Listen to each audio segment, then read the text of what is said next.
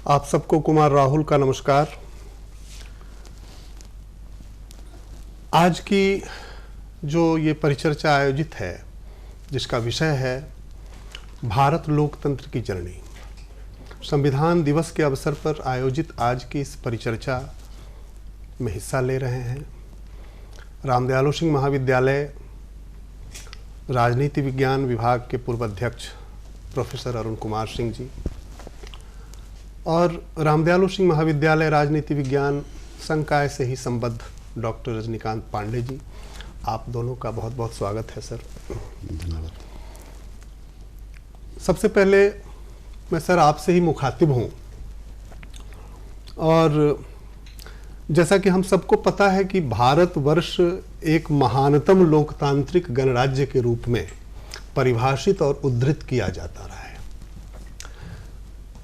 क्योंकि हमारे लोकतंत्र की जड़ें बहुत गहरी हैं और हमने हजारों मील की यात्रा तय की है। तो जो हमारी वैभवशाली और गौरवशाली परंपरा है लोकतंत्र की, उसे किस रूप में आप उद्धृत और परिभाषित करना चाहेंगे आज के संदर्भ में सर? देखिए, ऐसा है कि जब हम गणतंत्र की चर्चा करते हैं जी। तो पहले तो हमको ये पता होना चाहिए कि गणतंत्र है क्या। तो गणतंत्र से सामान्य अर्थ यही है कि जहाँ एक आम नागरिक का समावेश राज्य के साथ होता है और राज्य के वरिष्ठतम पद पर कोई भी व्यक्ति जा सकता है। यहीं पर ये ओलिगार्की या मोनार्की से अलग होता है।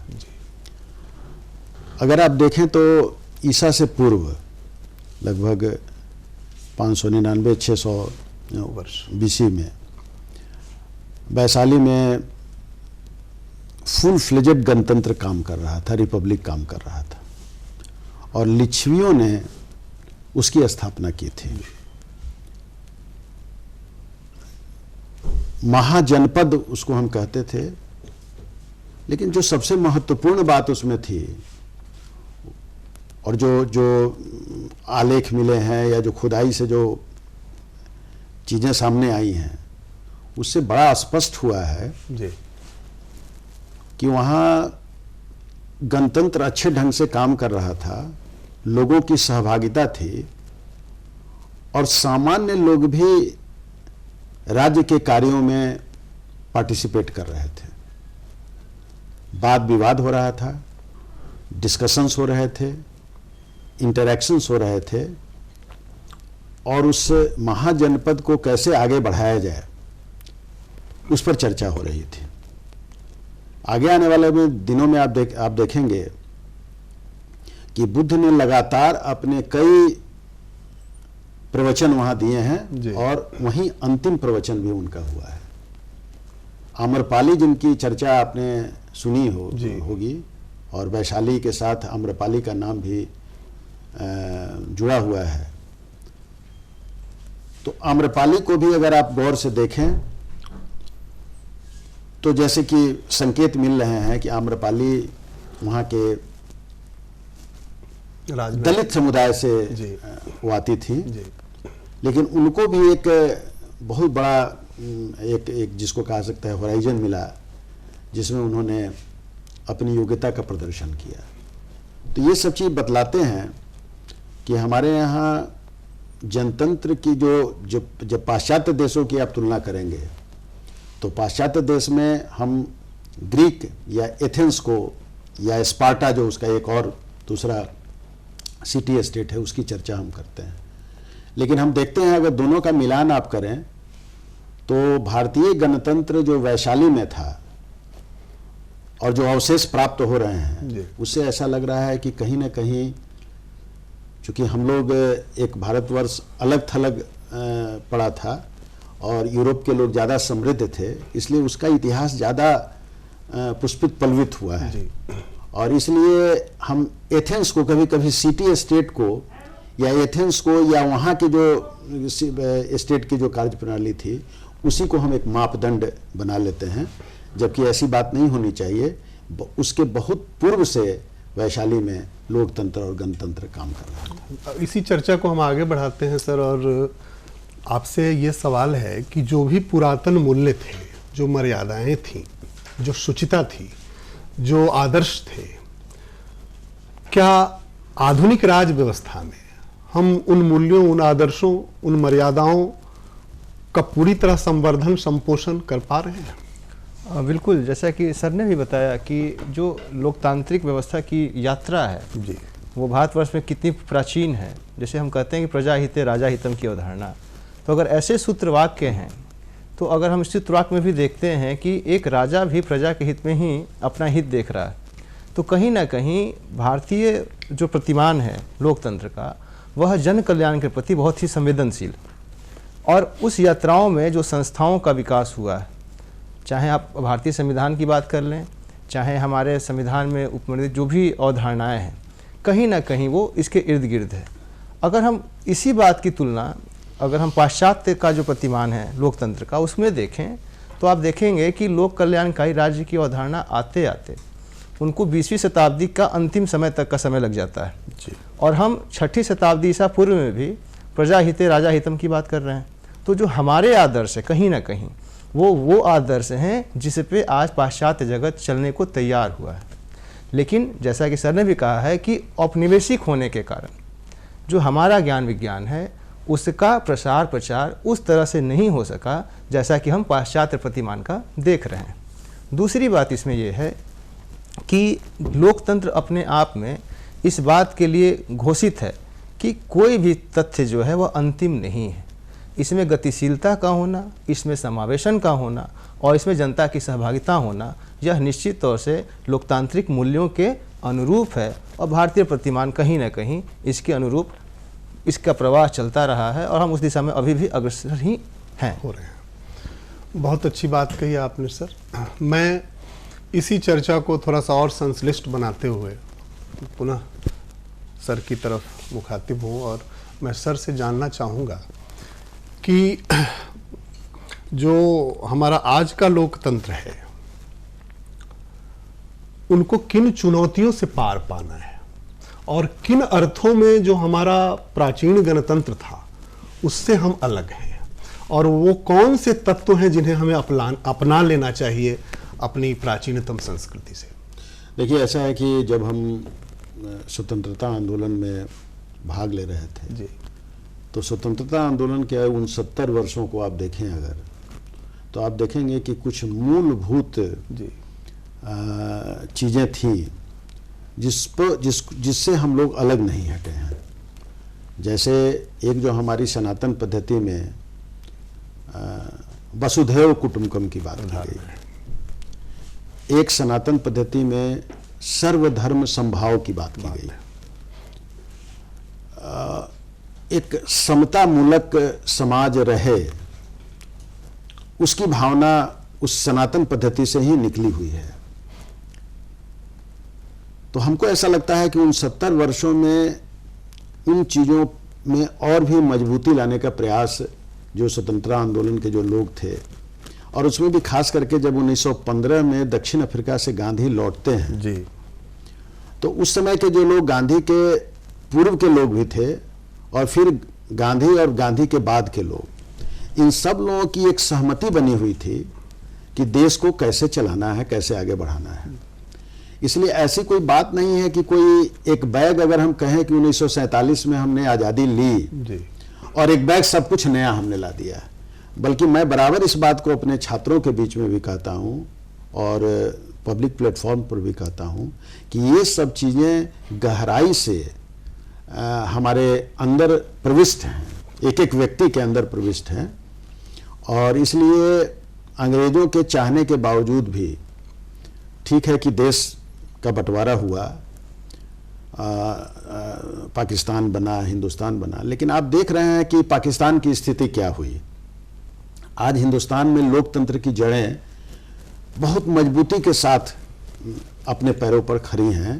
वहीं पर आपने देखा कि पाकिस्तान का विभाजन हुआ और एक भाषाई आधार पर बांग्लादेश के रूप में एक दूसरा देश का निर्माण इस पृथ्वी पर हुआ। तो ये भी आप देखें, और उसके बाद जो पाकिस्तान की अंदरूनी स्थिति को आप देखें अगर, तो उससे जो कंपेयर करेंगे तो आपको लगेगा कि लोकतंत्र से अलग होने का क्या नतीजा होता है। चैलेंजेज एक अगर इसको आप लें, जिसकी चर्चा आपने अभी की, तो देश के सामने आज़ादी के समय बहुत सारे चैलेंजेस थे, जिसमें सबसे बड़ी समस्या थी जो सांप्रदायिक विभाजन हो गया हुआ था इस देश में, और जो असमानता थी, डिस्पैरिटी थी, आर्थिक डिस्पैरिटी। इसीलिए आप देखिए कि संविधान निर्माताओं ने जब संविधान को लिखा और उसके प्रियम्बल पर चर्चा की, तो उन्होंने सामाजिक, आर्थिक और राजनीतिक न्याय की चर्चा की। यानी सबसे पहले उनका जोर सामाजिक न्याय पर था, उसके बाद वो आर्थिक न्याय की तरफ जाना चाहते थे, और राजनीतिक न्याय उसके बाद की बात थी। लेकिन एक दुर्भाग्य कहिए या सौभाग्य कहिए कि हम लोगों ने ठीक उसका उल्टी दिशा हम लोगों ने कर ली। यानी सबसे पहले हम लोगों ने राजनीतिक न्याय दिया, यानी एडल्ट फ्रेंचाइज, उस निरक्षर देश के लोगों को आपने एक बैग वैसी चीज दे दी जो यूरोप और अमेरिका के देशों में बहुत बाद में आई, और वह था कि सभी लोगों को समान मताधिकार का अधिकार। आपने देखा होगा कि अमेरिका में हाल तक महिलाओं को वोट देने का अधिकार नहीं था। यूरोप में भी ये अधिकार बहुत बाद में मिले हैं। यानी लैंगिक असमानता की बात अगर करें तो पूरे दुनिया के देश बहुत लंबे समय के संघर्ष के बाद उस समानता पर आए हैं, जबकि भारतवर्ष ने आज़ादी के साथ लैंगिक समानता की बात की है और एडल्ट फ्रेंचाइज की बात की है। तो इतने मैं इस बात को इस रूप में कंक्लूड करना चाहता हूं कि चैलेंजेस हमारे पास थे आज़ादी के समय, लेकिन उस चैलेंजेस को हम लोगों ने ओवरकम किया है, और उस ओवरकम करने में हमने कोई बाहर से कोई थ्योरी नहीं ली है, बल्कि हमारी अपनी थ्योरी, हमारा अपना जो लोकतंत्र में हमारा अपना जो विश्वास था, उसको लेकर हम आगे बढ़े हैं, और हम धीरे धीरे बढ़ते जा रहे हैं। सर, बचपन से ही हम लोग राजनीति विज्ञान या राजनीति समाज शास्त्र में भी ये पढ़ते रहे हैं कि लोकतंत्र सिर्फ एक राजनीतिक व्यवस्था नहीं है, यह एक जीवन पद्धति भी है। परिवार में, समाज में भी लोकतंत्र होता है। तो इस अर्थ में लोकतंत्र हमारी रगों में प्रवाहित है। लेकिन मूलभूत फर्क क्या है जो पश्चिम का लोकतंत्र था और हमारा लोकतंत्र है, उसको हम कैसे उसमें फर्क करेंगे, उसको कैसे अलग करेंगे? वो कौन से मूल बिंदु हैं, विचार बिंदु, जो हमें पश्चिम के लोकतंत्र से अलग करता है? बिल्कुल। अब देखिए, जैसा कि हम पूरी यात्रा देखें कि जो भी नेतृत्व था, जो भी हमारे स्वतंत्रता सेनानी थे, तो वो सिर्फ इस अर्थ में एक्टिविस्ट नहीं थे, या वो सिर्फ इस अर्थ में सेनानी नहीं थे, वो इस अर्थ में भी थे कि उनके पास एक मॉडल था, उनके पास एक प्रतिमान था कि अगर हम आज़ाद होंगे तो भारतवर्ष कैसा होगा, भारत की राजनीति कैसी होगी, भारत की शासन पद्धति कैसी होगी, एक परिकल्पना। तो ये सारी परिकल्पनाएं जो थी हमारे पास, और जब हम संविधान के धरातल पे आते हैं तो कहीं ना कहीं उन सारे अल्टरनेटिव जो थॉट्स हैं उसको एक तरीके से समावेशित करके जो हमारे समाज के सर्वाधिक उपयुक्त रहा, हमने उसी को चुना है और हमने उसी को बनाया है। पाश्चात्य जगत और भारतीय प्रतिमान की अगर हम बात करें तो यह जो हमें अंतर दिखाई पड़ता है, वह अंतर उसके उद्विकास से संबंधित है। जैसे वहाँ पे जो सामाजिक और आर्थिक परिस्थितियाँ हैं पश्चिम जगत में, उन्होंने अपने अनुसार राजनीतिक परिस्थितियों को जन्म दिया जी। तो वहाँ पे जो राजनीतिक संस्थाएं हैं वे वहाँ की सामाजिक और आर्थिक परिस्थितियों के अनुरूप। हमारे यहाँ क्या है कि हम एक प्राचीन राष्ट्र तो हैं, बट राज्य के रूप में हमारा जो उद्भव है वह नवीन है। हमारे राज्य की यात्रा अभी उतनी प्राचीन नहीं है। राष्ट्र के रूप में हम अनंत काल से राष्ट्र हैं, लेकिन हमने राजनीतिक, जैसा कि सर ने भी कहा कि राजनीतिक समानता को हमने सबसे पहले दिया और फिर इकोनॉमिक और सोशल की बात की। उसी तरीके से भारतवर्ष ने राजनीतिक व्यवस्था को, राजनीतिक संस्थाओं को वरीयता दी, और राजनीतिक व्यवस्था के माध्यम से एक यंत्र के रूप में सामाजिक और आर्थिक परिस्थितियों में सुधार की बात। आप भारतीय संविधान के मूल अधिकार को देख लें, आप भारतीय संविधान के भाग 4 को देख लें, जिसमें हम नीति निषेध की बात करते हैं कि राज्य कैसे जन कल्याण के लिए कार्य करेगा।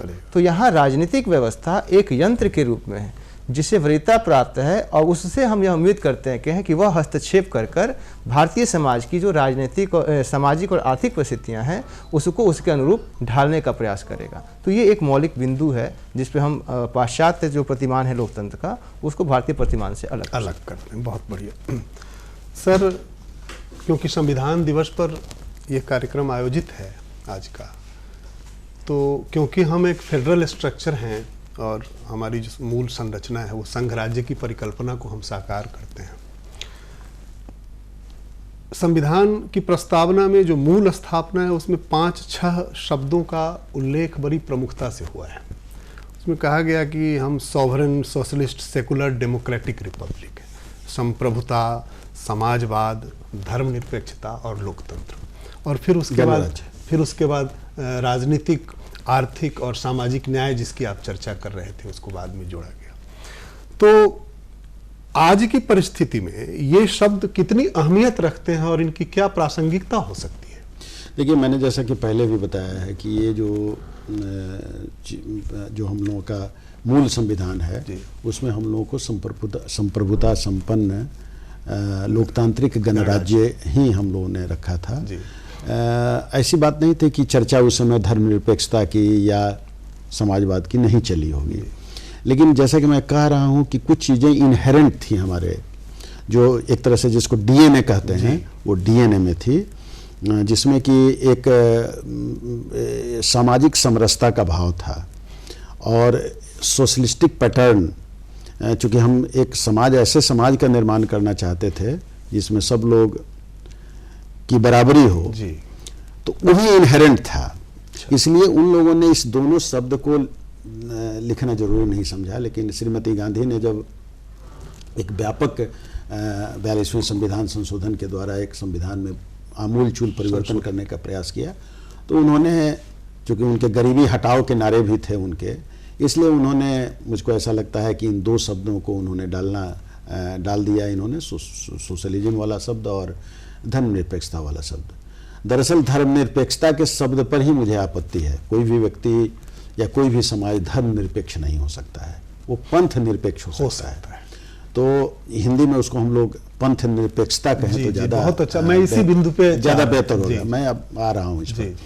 देखिए, दरअसल अगर आप प्रियम्बल को पढ़ेंगे तो आपको लगेगा कि उसमें एक तो चर्चा हो चुकी है कि सामाजिक, आर्थिक और राजनीतिक न्याय की चर्चा की, उसमें गरिमापूर्ण जीवन जीने की भी परिकल्पना है। जब गरिमापूर्ण जीवन जीने की बात करते हैं तो मानवाधिकार सामने में आ जाता है। यानी उस समय, जिस समय मानवाधिकार की कोई चर्चा नहीं थी, बल्कि आप देखिएगा कि मानवाधिकार का जो ये आया है, उसका जो ये यूनाइटेड नेशंस ऑर्गेनाइजेशन ने जो अपनाया है, वो भी बहुत बाद के वर्षों में आया है। उसमें भारतवर्ष भी उसका सिग्नेटरी है, वन ऑफ द सिग्नेटरी है, जो 51 देश ने किया है। लेकिन हम लोगों ने व्यक्ति की गरिमा को ध्यान दिया, और जब गरिमा को ध्यान दिया तो फिर छुआछूत समाप्त हो गया, तो फिर जातिवाद अपने आप समाप्त हो गई, फिर जो है सो जो डिस्पैरिटी थी, इकोनॉमिक डिस्पैरिटी थी, वो समाप्त हो गई, क्योंकि जबकि ये डिस्पैरिटी जो थी, ये जो असमानता है, वो सब समाप्त हो गई। तो कहने का मतलब ये है कि प्रियम्बल के माध्यम से ही हम आगे बढ़ के चले। चैलेंजेज आए, जैसे एक तो बहुत सारे अमेरिकी विद्वान को आप सुनेंगे, उनके नाम भी यहाँ बताना मैं जरूरी नहीं समझता हूँ, लेकिन आपको लगेगा कि उन्होंने बार बार इस बात की उद्घोषणा की है कि भारतीय लोकतंत्र नहीं चलेगा। और खास करके 1975 में जब आपातकाल की स्थिति की घोषणा श्रीमती इंदिरा गांधी के द्वारा की गई, तब तो उन्होंने साफ साफ कह दिया कि अब लोकतंत्र यहाँ का समाप्त हो गया। लेकिन देखिए भारतवर्ष के जनमानस को, ठीक है, उस समय गिरफ्तारियां हुई, कुछ हजार लोग या उससे कुछ ज़्यादा लोग भारतवर्ष के जेलों में बंद किए गए। उत्तर भारत में खुद आंदोलन ज़्यादा तीव्र था, लेकिन लोगों ने इंतजार किया, और इंतजार करके आपने देखा कि जब श्रीमती गांधी ने 1977 में चुनाव कराने की घोषणा की, तो किस तरह से भारतीय जनता एक क्रांतिकारी आंदोलन न करके बहुत शांत बैठी रही, और बैलेट के माध्यम से, मतपत्र के माध्यम से उन्होंने इंदिरा गांधी को चुनाव हरवाया, उनके लड़के संजय गांधी चुनाव हारे, और पूरी कांग्रेस पार्टी इस उत्तर भारत में ध्वस्त हो गई, और पहली दफे एक गैर कांग्रेसी सरकार इस भारतवर्ष में बनी, मोरारजी भाई देसाई के नेतृत्व में। तो इसको लोग समझ नहीं पाते हैं कि भारतवर्ष की लोकतंत्र की जो जड़ें हैं वो कितनी गहरी थी, और कितने परिपक्व लोग थे जिसको आप समझते थे कि नहीं वो जनता तो निरक्षर है, वो जनता तो शिक्षित नहीं है, वो जनता समझदार नहीं है। उसने कितनी समझदारी का परिचय दिया कि उसने कहा कि नहीं साहब, लोकतंत्र में एक शांतिपूर्ण तरीके से भी बदलाव लाया जा सकता है। और उस बदलाव लाने के क्रम में उन्होंने इमरजेंसी के बाद इस तरह की बात की। आप आगे आने वाले दिनों में देखें कि जो हम लोगों के और भी अनेक चैलेंजेज हमारे सामने जो थे, उसको किस तरह से हम लोगों ने धीरे धीरे समाप्त कर दिया। जैसे अब भारतवर्ष में छुआछूत बिल्कुल समाप्त हो चुका है। अब उसकी कहीं भी हम लोगों को ऐसा कुछ लेस मात्र भी अब नहीं रह गया हुआ है। तो कहने का मतलब है कि भारतवर्ष का जो सामाजिक ताना बाना है वो धीरे धीरे सुदृढ़ होता हुआ चला जा रहा है। एक जातिवाद, संप्रदायवाद, इन पर हम धीरे धीरे विजयी होते जा रहे हैं और आगे बढ़ते हम जा रहे हैं। सर, किसी बहुत बड़े विचारक ने कहा होगा, आपको मालूम ही होगा, कि लोकतंत्र में पब्लिक ओपिनियन डेवलप करना जरूरी है। तो जो पीपल से पब्लिक हम कैसे बने? अल्लामा इकबाल का एक शेर है सर कि जमहूरियत वो तर्ज हुकूमत है कि जिसमें बंदों को गिना करते हैं, तौला नहीं करते। तो आखिर वो कौन सी चुनौतियां हैं और वो कौन सी समस्याएं हैं जिससे हमको आगे निकलना है? अभी सर ने बताया कि बहुत तरह की चीज़ें थीं, जातिवाद, छुआछूत, क्षेत्रवाद, भाषावाद, इन सारी समस्याओं से हम निकल के आगे आए। लेकिन आज भी जो समाज के अंदर किसी न किसी रूप में एक बिटरनेस है, एक कड़वाहट है और एक छद्म है, तो उससे हमें मुक्ति पानी है। तो इस दृष्टि से अगर हम देखें तो अभी भी हमें बहुत लंबी यात्रा तय करनी है। इसको आप कैसे इंटरप्रेट करें? बिल्कुल सही कहा आपने। कोई भी राष्ट्र है, उसका जो निर्माण है वह मतलब एक दिन में नहीं होता, वह एक सतत प्रक्रिया है। सभी राष्ट्र उस दिशा में अग्रसर होते हैं।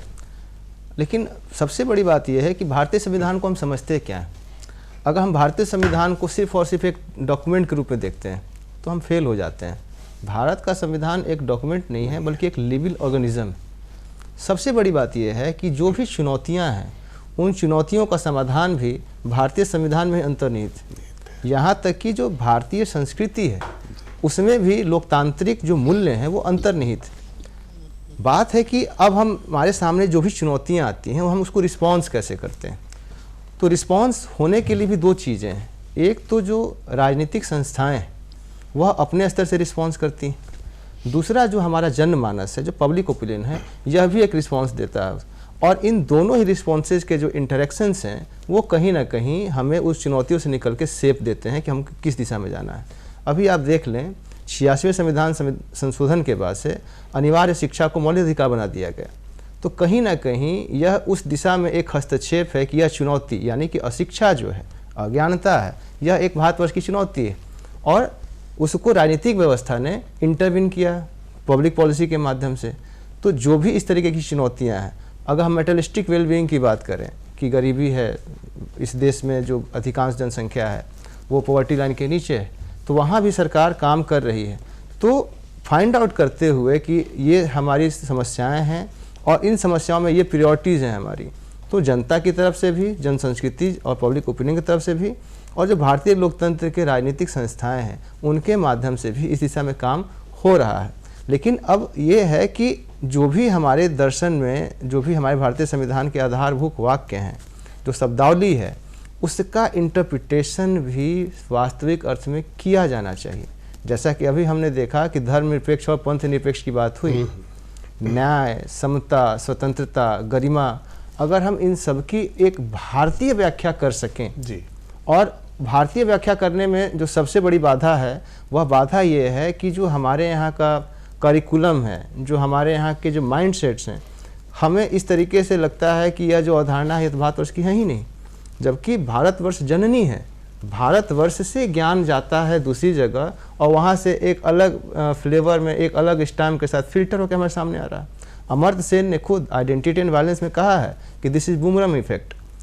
एशिया से, मध्य एशिया से, भारतवर्ष से लोकतंत्र के, न्याय के सारे ज्ञान जाते हैं और आज जो पाश्चात्य जगत के लोग हैं उसको रिसेंबल करके, उसको असेंबल करके कहते हैं कि ये हमने दिया।